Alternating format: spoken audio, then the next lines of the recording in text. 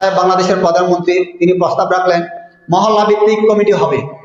মহল্লা ভিত্তিক কমিটির মাধ্যমে সেই কমিটির প্রধান হবেন ওই এলাকার যিনি ইমাম, যিনি খতিব।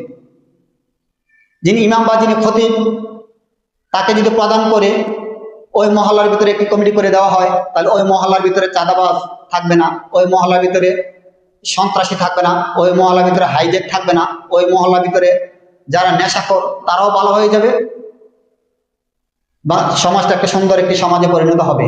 বাংলাদেশের প্রধানমন্ত্রী জনাব তারেক রহমান সাহেবের এই প্রস্তাবটা বাংলাদেশের 18 কোটি মানুষের মন কেড়ে নিয়েছে।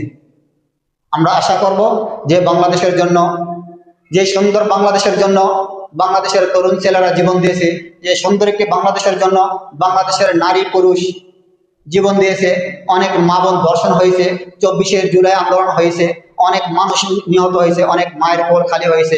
আমরা আশা করব এই বাংলাদেশের মধ্যে, রক্তমাখা বাংলাদেশের মধ্যে আর কোনো চাঁদাবাজ থাকবে না, আর কোনো সন্ত্রাসী থাকবে না, আর কোনো পেস্টিস তৈরি হবে না।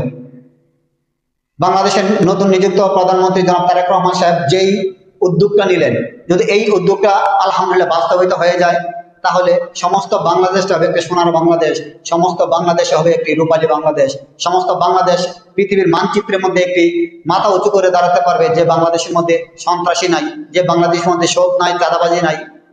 এমন একটি বাংলাদেশের জন্য আমরা অপেক্ষায় রইলাম।